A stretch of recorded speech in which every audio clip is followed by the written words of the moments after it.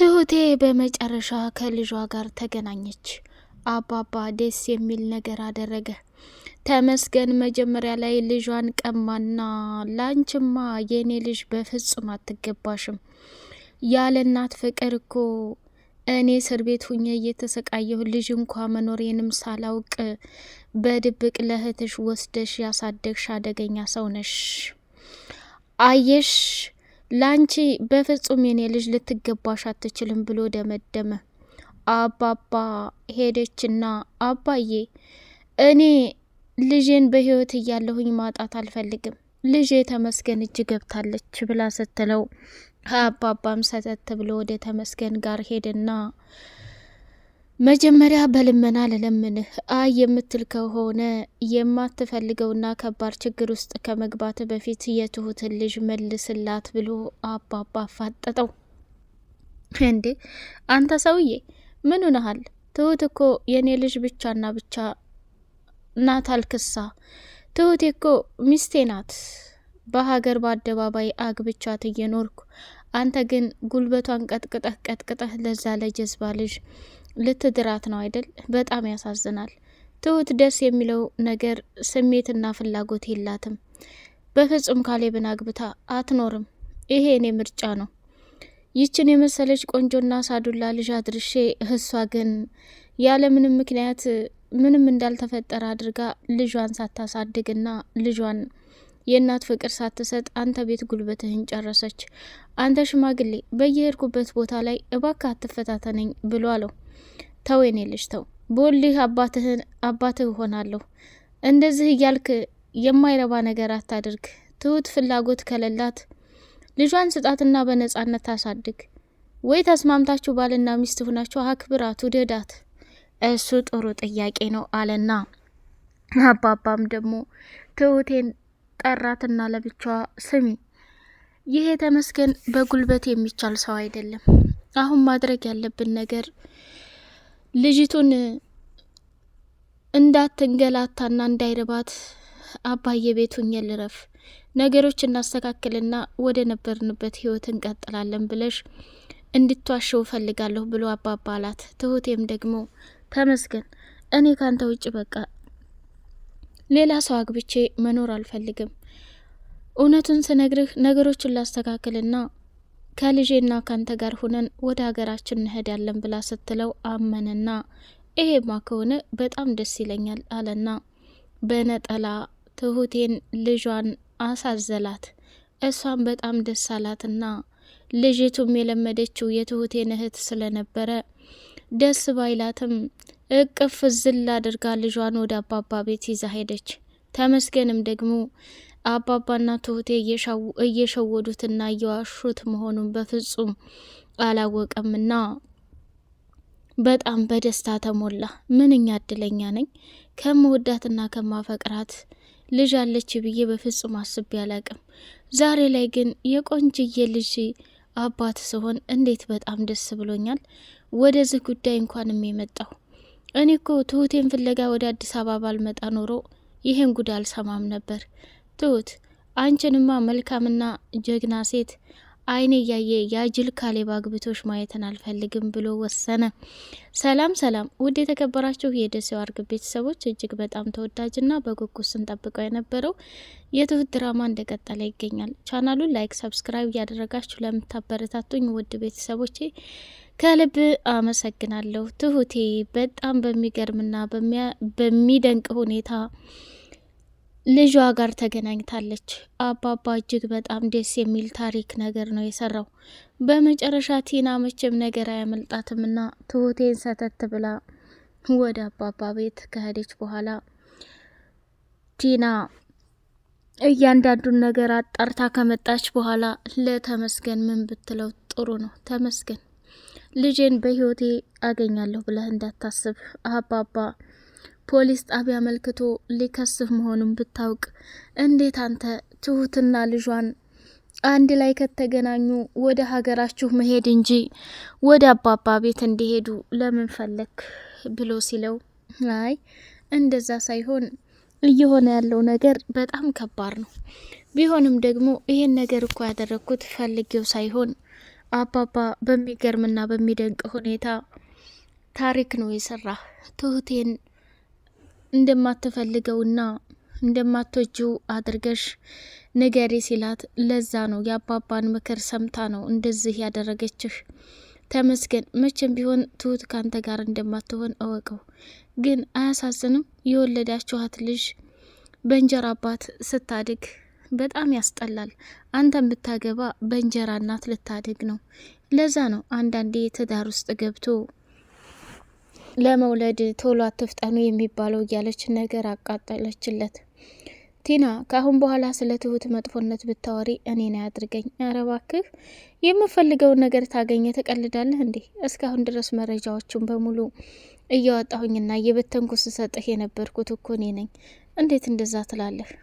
አሁን ላይ ትሁት ሚስትህ እንደሆነች የትሁት ልጅ ደግሞ የራስ ልጅ መሆኗን ካረጋገጥክ በኋላ ነው እንዴ ምንም ቅንጣት ታክል ቦታ የሌለህ? ምን አይነት ቅሌት ነው እያለች መናደር ጀመረች። በመጨረሻ እንግዲህ እጅግ በጣም በሚገርም ሁኔታ ትሁቴ ከልጇ ጋር ቁጭ ብላ አባባም ቤቱን አሞቃችሁት እኮ እንዴት ደስ ይላል።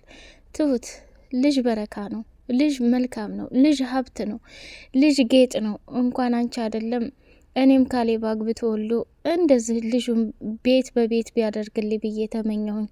አባዬ ሌላ ስሜት እንዲሰማህ አልፈልግም።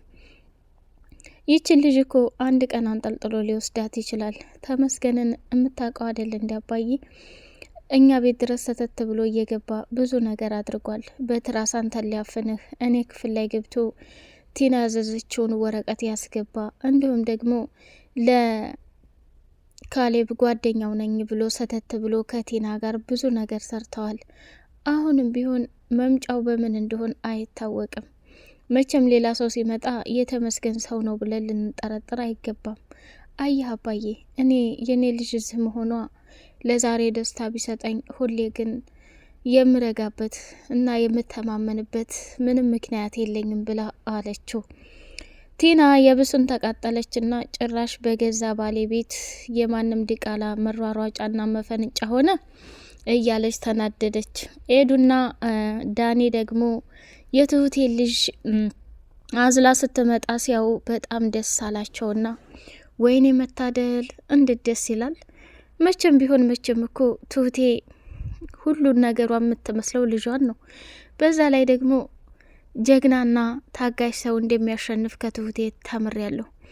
ኤዱዬ እኔ እናንቺስ ተጋብተን እንደዚች እንደ ትሁቴ የምታምር ልጅ የምንወልደው መቼ ነው እየተባባሉ መሳሳቅ ጀመሩ። አባባ ደግሞ ልጅ በልጅነት ነው። ልጅ ዳኒ እስካሁን ድረስ ከቲና ጋር ሁነህ ያቃጠልካቸውን ጊዜያቶች በመልካምና በጥሩ መልሰህ ከኤዱ ጋር ተጋብታችሁ ጥሩ ህይወትን እንድታገኙ እፈልጋለሁኝ ብሎ አሉ። አይ አባዬ ምን እንደዛ ነው ብለህ ነው? አሁን ኤዱ ታየኝ እኮ እንዴት ያለች እንደሷ ቀበጥ ልጅ ወልዳ ቤቱን ስረብሸው ስቦርቅበት እማዬ አባዬ እያለች ስትጣራ ብለው ወደ ጨዋታ ውስጥ ገቡና ግን ካሌብ ቤት ሄዶ ነው እስከ ዛሬ ድረስ ስራ። አሁን አባዬ እዚህ ቤት መቼም ካሌብ ለኔ ምንም አመለካከት የለውም።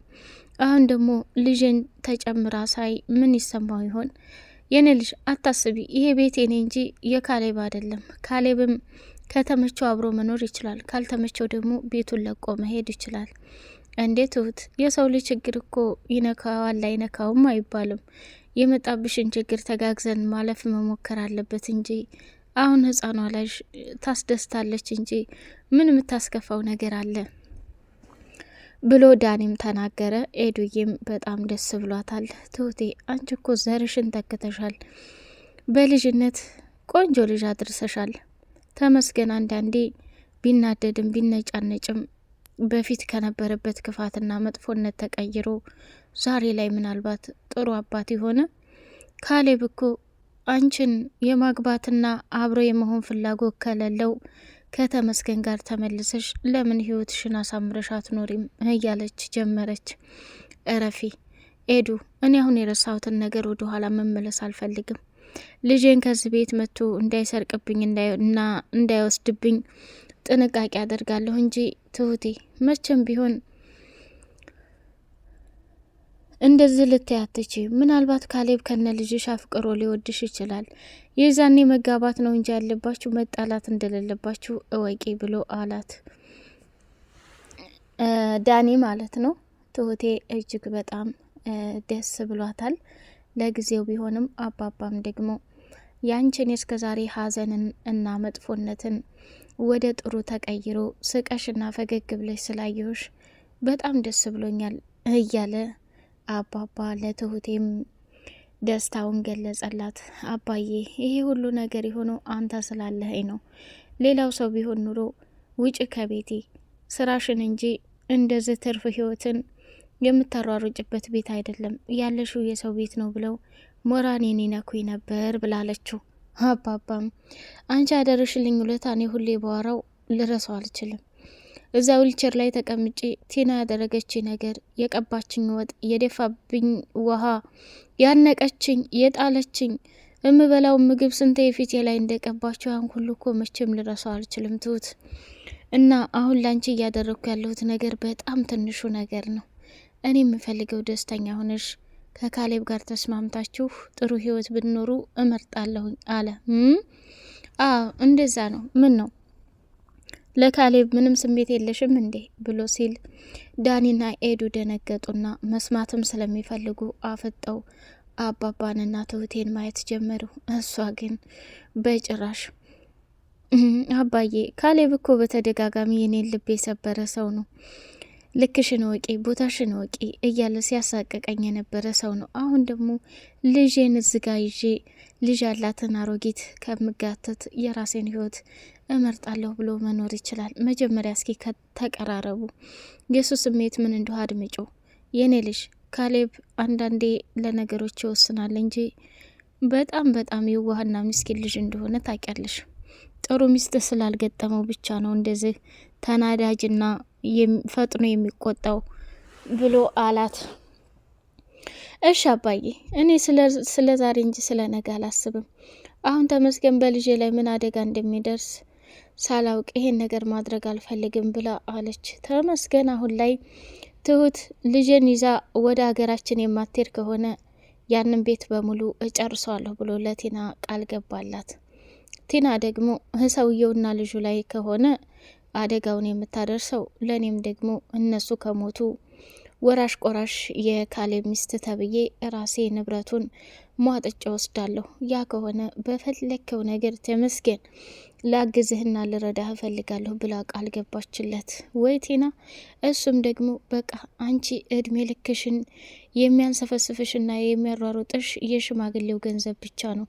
ሽማግሌው እኮ ገንዘቡን ለማንም ካላወረሰ ዝም ብሎ የሚገኝ ነገር አይምሰልሽ። መቼም ጣረሞት ላይ ቢሆን እንኳን ንብረቴን፣ ሀብቴን፣ ድርጅቱን፣ ቤቱን ለቲና ብሎ አያወርስሽም።